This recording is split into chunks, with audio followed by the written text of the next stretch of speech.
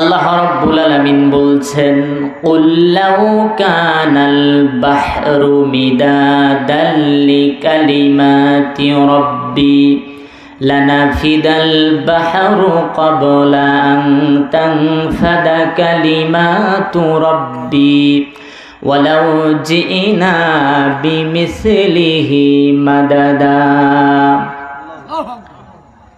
কুরআনুল কারীম নবী আপনি বলে দেন, তামাম পৃথিবীর সমস্ত গাছপালা তরুলতাগুলি যদি কলমে পরিণত হয়ে যায়, সমুদ্র মহাসমুদ্রের পানিগুলি যদি কালিতে পরিণত হয়ে যায়, পানিরূপী কালি দিয়ে গাছরূপী কলম দিয়ে আপনার রবের কালামের ব্যাখ্যা লেখা যদি শুরু হয়ে যায়, লিখতে লিখতে তামাম পৃথিবীর সমস্ত পানিরূপী কালিগুলি ফুরিয়ে যাবে।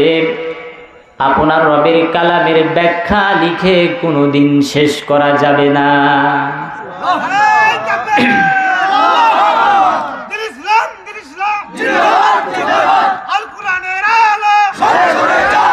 এটি হচ্ছে সেই আজিম কিতাব। আর এই কিতাবের আলোচনা চুপ করে আদবের সাথে শুনতে হবে।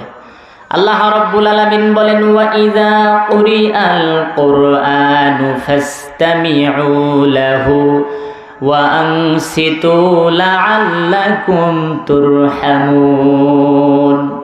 তোমাদের সামনে যখন কোরআনুল কারীমের তেলাওয়াত হয়, চুপ করে বসে শুনবা, এতে করে তোমাদের উপরে আল্লাহর রহমত বরকত নাজিল করা হবে।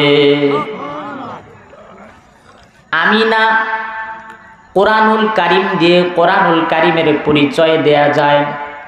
কেউ যদি কোরআনুল কারীমকে জিজ্ঞেস করে, ও কোরআন তোমার বাড়ি কোথায়, কোরআনুল কারীম সঙ্গে সঙ্গে তার জবাবে বলে, বাল হুয়া কুরআনুম মাজিদ ফি লাওহিম মাহফুজ। অতীব সম্মানিত কিতাব, যেটা লাউহে মাহফুজে সংরক্ষিত রয়েছে। অর্থাৎ আমার বাড়ি লাউহে মাহফুজে। কেউ যদি কোরআনুল কারীমকে জিজ্ঞেস করে, বুঝলাম তোমার বাড়ি লাউহে মাহফুজে, সেখান থেকে তুমি কোন মাসে অবতীর্ণ হয়েছ? এই প্রশ্ন যদি কেউ কোরআনুল কারীমকে করে, কোরআনুল কারীম সঙ্গে সঙ্গে তার জবাবে বলে, শাহরু রমাদানাল্লাযী উনজিলা ফীহিল কুরআন হুদাল লিন্নাসি ওয়া বায়্যিনাতিম মিনাল হুদা ওয়াল ফুরকান। বরকতময় রমজানুল মুবারক মাস, যেই মাসে আল্লাহ রাব্বুল আলামিন সত্য এবং মিথ্যার পার্থক্যকারী রূপে কোরআনুল কারীম নাজিল করে দিয়েছেন। অর্থাৎ আমি রমজান মাসে এসেছি। এবার যদি কেউ প্রশ্ন করে, বুঝলাম রমজান মাসে এসেছো, সেটা দিন ছিল নাকি রাত ছিল? এই প্রশ্ন যদি কেউ কোরআনুল কারীমকে করে, কোরআনুল কারীম সঙ্গে সঙ্গে তার জবাবে বলে, ইন্না আনজালনাহু ফি লাইলাতিল কদর, কদরের সম্মানিত রাতে এসেছি। অর্থাৎ আমি রাতে নাজিল হয়েছি। কেউ যদি প্রশ্ন করে, সবই বুঝলাম, কে তোমাকে নিয়ে আসলো? এই প্রশ্ন যদি কেউ করে, কোরআনুল কারীম সঙ্গে সঙ্গে তার জবাবে বলে, কুল মান কানা আদুওয়াল লিজিবরিলা ফাইন্নাহু নাজ্জালাহু আলা কলবিকা বিইজনিল্লাহ। নবী আপনি বলে দেন, তোমরা যেই জিবরিলের সাথে শত্রুতা পোষণ করো, ওই জিবরাইল আলাইহিস সালাম আল্লাহর হুকুমে আমার উপরে 30 পারা কোরআন নিয়ে এসেছেন। অর্থাৎ এই কোরআন জিবরাইল আলাইহিস সালাম বহন করে নিয়ে এসেছেন পৃথিবীতে। এবার যদি প্রশ্ন করা যায়, তোমাকে কে নাজিল করলো? এই প্রশ্ন যদি কেউ কোরআনুল কারীমকে করে, কোরআনুল কারীম সঙ্গে সঙ্গে তার জবাবে বলে, কদ জাআকুম মিনাল্লাহি নূরুন ওয়া কিতাবুম মুবিন। আমি আল্লাহর পক্ষ থেকে এসেছে দুটো জিনিস, একটা হচ্ছে নূর মুহাম্মদ সাল্লাল্লাহু আলাইহি ওয়াসাল্লাম, আর একটা হচ্ছে সুস্পষ্ট কিতাব আল কোরআন। অন্য আয়াতেও জবাব পাওয়া যায়। আল্লাহ পাক বলছেন ওয়ালাকাদ আতাইনাকা সাবআম মিনাল মাসানি ওয়াল কুরআনাল আযীম। ও নবী, আমি আপনাকে এমন 7টি আয়াত দান করেছি যা বারবার তেলাওয়াত করার মতো। তার মানে কোরআন আল্লাহ নাজিল করেছেন। কোরআনের তেলাওয়াত কত সুন্দর। হযরত ওমর রাদিয়াল্লাহু তাআলা আনহু তখনও মুসলমান হন নাই, কাবার চত্বরে ঘুরতেছেন মুহাম্মদ সাল্লাল্লাহু আলাইহি সাল্লামকে অপমান করবেন বলে। তো গিয়ে দেখেন নবীজি নামাজ আদায় করতেছেন। তা তিনি মনে করলেন নামাজের সময় কিছু বলা যাবে না, নামাজটা শেষ হোক, তারপরে যা হয় করব। আল্লাহর হাবিব নামাজে তেলাওয়াত করতেছিলেন। হযরত ওমর মনে মনে চিন্তা করতেছেন মুহাম্মদ সাল্লাল্লাহু আলাইহি সাল্লাম কবি হয়ে গেছেন, নতুবা এত সুন্দর মিলায় মিলায় বলে কেমনে। হযরত ওমর বলেন, যখনই আমি চিন্তা করেছি নবীজি কবি হয়ে গেছেন, নবীজি নামাজের ভেতরে আমার সে কথারও জবাব দিলেন। তিনি বললেন ওয়ামা হুয়া বিকাউলি শাইরিন কলিলাম মা তুমিনুন। না না, এটা কোনো কবির বানানো কবিতা নয়, তোমরা কমই বিশ্বাস স্থাপন করে থাকো। হযরত ওমর চিন্তা করতেছেন এটা কবির বানানো কবিতা না, আমি মনে মনে বলেছি। মুহাম্মদ সাল্লাল্লাহু আলাইহি সাল্লাম এটা জানলো কি করে? তো উনি তো কবি না, গণকও হয়ে গেছেন, যেহেতু মনের কথা জানেন। হযরত ওমর বলেন, যখনই আমি এই চিন্তা করেছি নবীজি গণক হয়ে গেছেন, নবীজি নামাজের ভেতরে আমার সে কথারও জবাব দিলেন। তিনি বললেন ওয়ালা বিকাউলি কাহিনিন কলিলাম মা তাযাক্কারুন। না না, এটা কোনো গণকের গণনা নয়, তোমরা কমই উপদেশ হিসেবে এটাকে গ্রহণ করে থাকো। হযরত ওমর বলেন, এটি কবির বানানো কবিতা না, এটি গণকের গণনা না, তাহলে এটা কি? হযরত ওমর বলেন, যখনই আমি চিন্তা করেছি তাহলে এটা কি? নবীজি নামাজের ভেতরে আমার সে কথারও জবাব দিলেন। তিনি বললেন তানজিলুম মির রাব্বিল আলামিন। এটি হচ্ছে মহান তাবারাকা তাআলার পক্ষ থেকে নাজিলকৃত কিতাব। আল্লাহ পাক বলছেন ইন্না জাআলনাহু কুরআনান আরাবিয়্যান লাআল্লাকুম তাআকিলুন। মানুষের বোঝার সুবিধার জন্য কোরআনুল কারীম আমি আরবি ভাষায় নাজিল করেছি। এ কোরআনের মিশন কি? কেন কোরআন নাজিল করা হলো? আল্লাহ রাব্বুল আলামিন আয়াত নাজিল করে জানায়া দিচ্ছেন, কিতাবুন আনজালনাহু ইলাইকা লিতুখরিজান নাসা মিনাজ যুলুমাতি ইলান নূর। ও নবী, আমি আপনার প্রতি এই কিতাব নাজিল করেছি, এই জন্য নাজিল করেছি যাতে করে আপনি মানুষদেরকে অন্ধকারাচ্ছন্ন জায়গা থেকে টেনে বের করে আলোর দিকে নিয়ে আসতে পারেন।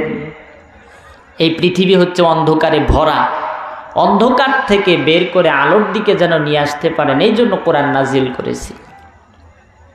আর এই কোরআন মুখস্থ করা একেবারেই সহজ, সিনার ভেতরে গেঁথে রাখা একেবারেই সহজ। এ কোরআন যখন নাজিল হচ্ছিল, নবীজি চেষ্টা করতেছিলেন, বারবার পড়তেছিলেন যেন ভুলে না যায়।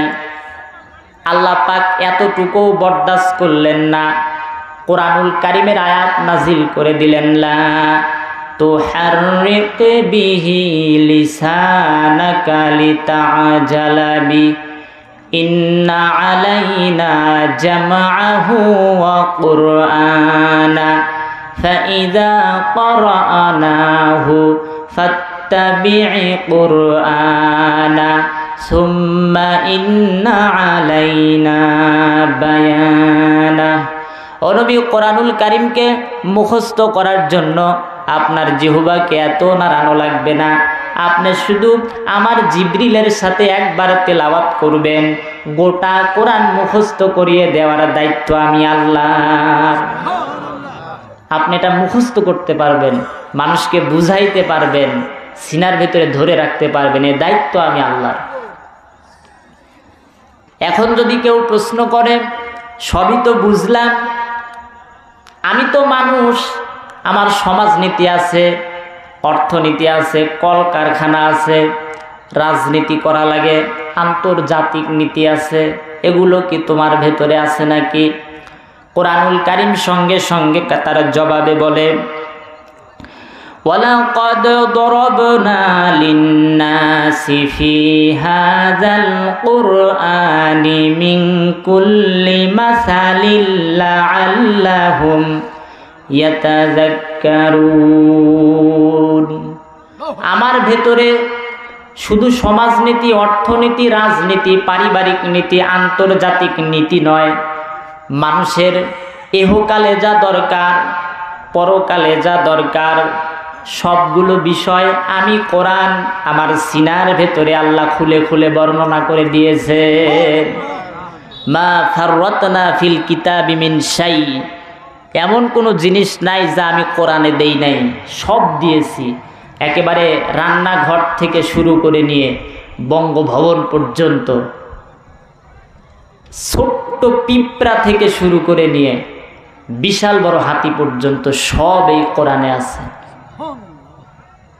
আল কোরআনের দাওয়াতটা কি আসলে আমাদের এটাও জানা দরকার।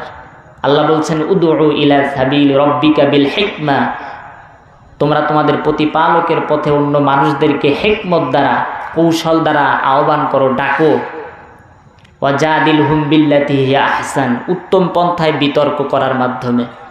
কথা বলতে হলে বিতর্ক করা লাগে, সেটা যেন উত্তম হয়, কারণ আমরা হচ্ছে শ্রেষ্ঠ জাতি। কুনতুম খায়রা উম্মাতিন উখরিজাত লিন্নাস তা'মুরুনা বিল মা'রুফি ওয়া তানহাউনা আনিল মুনকার, তোমরাই হচ্ছে শ্রেষ্ঠ জাতি, তোমাদেরকে বের করা হয়েছে সৎ কাজের আদেশ দেওয়ার জন্য, অসৎ কাজে বাধা প্রদান করার জন্য। নবীজি বলছেন, ওমান আহসানু, আল্লাহ পাক কোরআনেও অসংখ্য জায়গায় দাওয়াতের কথা বলেছেন। আল্লাহ পাক বলছেন, ওমান আহসানু কওলাম মিম্মান দাআ ইলাল্লাহি ওয়া আমিলা সালিহা ওয়া ক্বালা ইন্নানি মিনাল মুসলিমিন। তার কথার চেয়ে কার কথা আর ভালো হতে পারে, যে মানুষদেরকে আল্লাহর দিকে ডাকে, নেক আমল করে আর বলে আমি মুসলমানদের অন্তর্ভুক্ত। আর এই মুসলমানদের ভেতরে একটা দল থাকা দরকার, যে দলটা এই কাজ করবে। আল্লাহ পাক বলছেন, ওয়ালতাকুম মিনকুম উম্মাতুন ইয়াদউনা ইলাল খায়র ইয়া'মুরুনা বিল মা'রুফি ওয়া ইয়ানহাউনা আনিল মুনকার। তোমাদের ভিতরে একটা দল অবশ্যই থাকতে হবে, যে দলটা সৎ কাজের আদেশ দিবে, অসৎ কাজে বাধা প্রদান করবে। আর দাওয়াতটা দিতে হবে খুব সহজভাবে, ধীর স্থিরভাবে। এজন্য নবীজি আমাদেরকে 4টা বাক্য শিখিয়েছেন, ইয়াসসিরু ওয়ালা তুআসসিরু বাশশিরু ওয়ালা তুনাফিরু।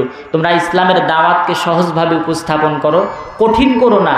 মানুষকে সুসংবাদ দাও, খবরদার দুঃখ সংবাদ দিও না। এরপরে আল কোরআনের চ্যালেঞ্জ। কোরআনুল কারীমের মতো এমন কোনো কিতাব পৃথিবীতে নাজিল হয় নাই যেটা এত বড় চ্যালেঞ্জ ছুড়েছে। কোরআনুল কারীমের মতো একটা বই তো বানানো দরকার, একটা সূরাও কেউ বানাইতে পারে নাই। আল্লাহ রাব্বুল আলামিন বলছেন, আম ইয়াকুলুনা ইফতারাহু কুল ফাআতু বিআশরি সুওয়ারিম মিসলিহি মুফতারায়াত। ও নবী, তারা এই কথা বলে নাকি কোরআন মানুষের বানানো? যদি তাই হয় তাহলে আপনি তাদেরকে বলে দেন, তোমরাও তো মানুষ, কত বড় বুকের পাটা আছে, কোরআনের মতো করে 10টি সূরা তৈরি করে নিয়ে আসো। অন্য আয়াতে আল্লাহ পাক আরো সহজ করেছেন। আল্লাহ পাক বলছেন, কুল্লা ইন জিতামাআতিল ইনসু ওয়াল জিন্নু আলা আইয়াতু বিমিসলি হাযাল কুরআন লা ইয়াতুনা বিমিসলিহি ওয়ালাউ কানা বা'দুহুম লিবা'দিন যাহিরা। নবী আপনি বলে দেন, তামাম পৃথিবীর সমস্ত জেনেরা আর মানুষেরা একত্রিত হয়ে যাও, কোরআনুল কারীমের মতো সূরা তৈরি করে নিয়ে আসো। আর এই কাজে যদি জেনেদের সাহায্যকারী মানুষেরা হয় আর মানুষের সাহায্যকারী যদি জেনেরা হয়, তামাম পৃথিবীর মানুষেরা আর জেনেরা একত্রিত হয়েও কোরআনের সূরার মতো করে কোনো সূরা তৈরি করতে পারবে না। অন্য আয়াতে আরো সহজ করেছেন, সূরা বাকারার 23-24 নম্বর আয়াতে আল্লাহ বলছেন, ওয়াইন আর যদি কুনতুম তোমরা থাকো ফি রাইবিন সন্দেহের মধ্যে মিম্মা নাজ্জালনা আমি যা নাজিল করেছি আলা আবদিনা আমার বান্দার প্রতি ফাআতু তাহলে আনয়ন করো বিসূরাতিন একটি ছোট্ট সূরা অদউ শুহাদাআকুম আর তোমাদের যত সাহায্যকারী আছে সবাইকে ডেকে নিয়ে আসো মিন দুনিল্লাহ আল্লাহ ব্যতীত ইন কুনতুম সাদিকিন যদি তোমাদের দাবিতে তোমরা সত্যবাদী হয়ে থাকো। আল্লাহ পাক বলছেন ফা ইল্লাম তাফআলু যদি তোমরা না পারো ওয়ালান তাফআলু আমি জানি যে কখনো এটা তোমরা পারবে না। ফাত্তাকু তাহলে ভয় করো আন্নার আল্লাতি সেই আগুনকে ওয়াকুদু যার ইন্ধন হবে আন্নাস ওয়াল হিজারা মানুষ এবং পাথর দ্বারা যা প্রস্তুত করে রাখা হয়েছে কাফেরদের জন্য। এই যে আপনারা ওঠা বসা করতেছেন ভালো লাগতেছে না? কিসসা কাহিনী যদি বলি, হরিণ একটা বান্দা ছিল গাছেরই তলায়, নিজের অহংকার করতেছি না, মোটামুটি সুর যা আছে এই দিয়ে যদি টান দেই, কিন্তু কোরআন এবং সুন্নাহর আলোকে পুরাটা সময় কোরআন এবং সুন্নাহর আলোকে শোনেন তাহলে বুঝতে পারবেন যে এটা সঠিক, এখানে বেঠিক হওয়ার কিছুই নাই। যেহেতু কোরআন থেকে হাদিস থেকে কোন একটা কিসসা কাহিনী বললে অর্ধেক মিথ্যা থাকার সম্ভাবনা সবচেয়ে বেশি, ওইগুলো শোনার জন্য পাগল। বসেন, নীরবে শোনেন। এরপরে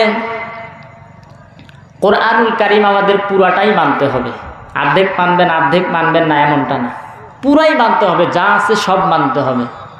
কোরআনের রাজনীতি অর্থনীতি যা আছে সব মানতে হবে। আল্লাহ রাব্বুল আলামিন বলছেন আফাতুমিনুনা বিবাদিল কিতাবি ওয়া তাকফুরুনা বিবাদ ফামা জাযাউ মান ইয়াফআলু যালিকা মিনকুম ইল্লা খিzyun ফিল হায়াতিদ দুনিয়া ওয়া ইয়াউমাল কিয়ামাতি ইউরাদ্দুনা ইলা আশাদ্দিল আযাব ওয়া মাল্লাহু বিগাফিলিন আম্মা তা'মালুন। নবী আপনি বলে দেন তোমরা কোরআনের কিছু মানবা আর কিছু করবা অস্বীকার, যদি তাই হয় তাহলে পৃথিবীর জমিনে আমি তোমাদেরকে লাঞ্ছনার জীবন দেব আর কিয়ামতের কঠিন মুসিবতের দিন তোমাদের জন্য মস্ত বড় শাস্তি রেখে দিয়েছি। আর যদি পুরা কোরআন না মানে তাহলে কি হবে? আল্লাহ বলছেন ওয়ামান আ'রাদা আন যিকরি ফাইন্না লাহু মাঈশাতান দনকা ওয়া নাহশুরুহু ইয়াওমাল কিয়ামাতি আ'মা। কেউ যদি কোরআন পুরাই না মানে তাহলে তাদের অবস্থা কি হবে? কিয়ামতের দিন আল্লাহ অন্ধ করে উঠাবেন। কতটা কঠিন হবে। তো যারা আছেন মোনাজাত পর্যন্ত থাকতে হবে, একটু হাত উঠায়া আমার সাথে ওয়াদা করেন। আর ওয়াদা খেলাফ করা মুনাফিকের আলামত। নবীজি বলছেন আয়াতুল মুনাফিকি সালাসাতুন, মুনাফিকের আলামত 3টা। ইজা হাদ্দাসা কাযাবা, যখন কথা বলে মিথ্যা বলে। ওয়া ইজা উতুমিনা খানা, আর যখন তার কাছে আমানত রাখা হয় সেটা খেয়ানত করে। ওয়াইদা ওয়াদা আখলাফা, আর যখন ওয়াদা করে খেলাফ করে। আর মুনাফিকের মারাত্মক শাস্তি, ইন্নাল মুনাফিকিনা ফিদ্দারকিল আসফালি মিনান নার, জাহান্নামের নিম্ন স্তরে হবে জায়গা।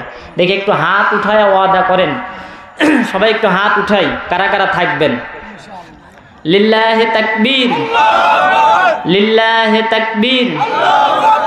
অনেকে হাত উঠায় নাই, দেখা যাচ্ছে কিন্তু এখান থেকে সব দেখা যায়। হাত উঠান, হাত উঠান। আমি বেশি সময় কথা বলবো না, আমাকে রাইখে চলে যাবেন, এটা কেমন? হাত উঠান। ওই যে ওই দিকে ওই যে দেখা যাচ্ছে হাত উঠায় নাই, হাত উঠান। লিল্লাহি তাকবীর, হাত নামান। যেহেতু মসজিদের মাহফিল, আপনারা ধৈর্য ধরে বসেন। যদি চান হুজুররা কি ইংরেজি পারে, তো ইংরেজিও একটু শোনাবো না, সমস্যা নেই, আপনাদের একটু ইংরেজিও শোনাই, কিন্তু থাকেন ধৈর্য ধরে, কোনো সমস্যা নেই।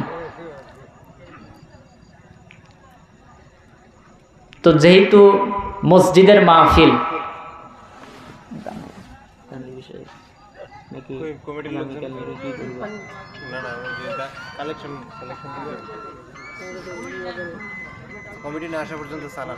আল্লাহর হাবিব সাল্লাল্লাহু আলাইহি ওয়াসাল্লাম দানের ব্যাপারে তো অসংখ্য ফজিলত বর্ণনা করেছেন, একটা শুধু শুনাই।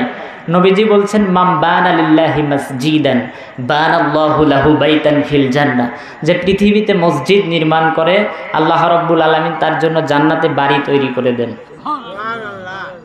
কত বড় নিয়ামতপূর্ণ! আপনি কিছু পারেন না, সামান্য একটু কিছু দিলে পরেও সেটাও কাজে আসবে। তো যাই হোক, আমরা মূল আলোচনা কিছুক্ষণ করতে থাকি। আল কোরআনুল কারীম হচ্ছে বিজ্ঞানপূর্ণ কিতাব, আগেই বলছি, বিজ্ঞান দিয়ে ভরা। এই পৃথিবী কিভাবে হলো কোরআনে আছে। আল্লাহ বলছেন, আওয়ালাম ইয়ারাল্লাযীনা কাফারু, কাফেররা কি ভাবিয়া দেখে না, আন্নাস সামাওয়াতি ওয়াল আরদ, আসমান এবং জমিন সৃষ্টির শুরুতে কানাতা রাতকান, এটা এক জায়গায় মিলিত ছিল, ফাতাকনাহুমা, অতঃপর আমি উহাদিগকে পৃথক করে দিয়েছি। বিগ ব্যাংয়ের এই থিওরির কথা আজ থেকে 1400 বছর আগে আল্লাহ রাব্বুল আলামিন কোরআনুল কারীমে বলে দিয়েছেন।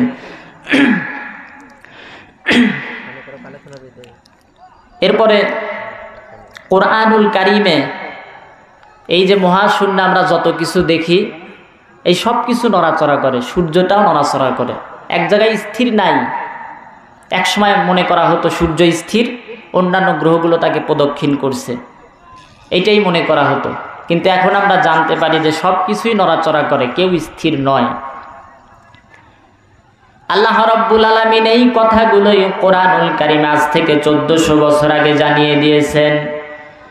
আল্লাহ রাব্বুল আলামিন বলছেন, লাশ-শামসু ইয়ামবাগি লাহা আন তুদরিকাল কমারা ওয়ালাল লাইলু সাবিকুন নাহার ওয়া কুল্লুম ফি ফালাকিন ইয়াসবাহুন।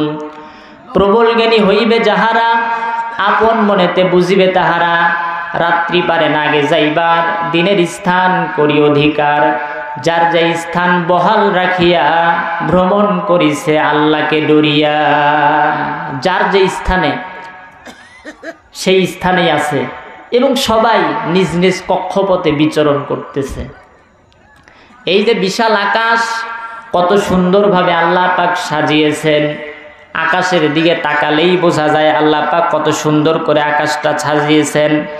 আল্লাহ পাক বলছেন, আল্লাযী খালাকা সাবআ সামাওয়াতিন তিবাকা মা তারা ফি খালকির রহমানি মিন তাফাউত ফারজি'ল বাসারা হাল তারা মিন ফুতুর। ক্ষমাশীল তিনি, সপ্ত আকাশ রচিলেন থরে থরে, কোনো ত্রুটি হেরিবে না তার পূর্ণ সৃজন পরে। চাহো তুমি তার সৃষ্টি প্রাণে, দেখো কিছু ভুল চুক, ফিরাও তোমার নয়ন খানি, ফিরাও তোমার মুখ। আকাশের দিকে তাকান, বারবার তাকান, আপনার চোখ আপনার দিকেই ফিরে আসবে, কোনো ভুল আপনি খুঁজে পাবেন না। এই আকাশের ভেতরে অসংখ্য পাখি উড়ে বেড়ায়। এই পাখিগুলোর ওরা কিভাবে কন্ট্রোল হয়, বিজ্ঞানীরা গবেষণা করেছেন। আর সেই গবেষণালব্ধ বিষয়টি যেটা এখন বর্তমান বিজ্ঞানীরা বলছেন, আল্লাহ পাক আজ থেকে 1400 বছর আগে বলে দিয়েছেন সেই কথা। আওয়ালাম ইয়ারাউ ইলা তায়রি ফাওকাহুম সাফাতি ওয়া ইয়াকবিদনা মা ইউমসিকুহুন্না ইল্লার রহমান। দেখে নাকি তারা পাখিটি কেমন মেলে দুটি লঘু ডানা উড়িয়া বেড়ায়, শূন্যের পরে নাহি তার কোনো মানা। আবার সে ডানা গুটাইয়া চলে কিন্তু পরে না তবু, বলো কেবা তারে শূন্যে রাখিছে ভিন্ন সে এক প্রভু। পাখিগুলো আকাশে ওড়ে, এরোপ্লেনের মতো চলে যায়। কোনো কোনো পাখি আছে যেগুলো 8 মাস পর্যন্ত উড়াল দিয়ে থাকে। কত রকম পাখি যে আল্লাহ পাক তৈরি করেছেন, এই পাখিকে আল্লাহ শিক্ষা দিয়েছেন। এরপরে এই পৃথিবীতে সবচেয়ে গুরুত্বপূর্ণ উপাদান হচ্ছে পানি। কম সম কথা না, কিন্তু পানি হচ্ছে সবচেয়ে গুরুত্বপূর্ণ উপাদান। এই পৃথিবীতে পানি আছে বলেই প্রাণ আছে।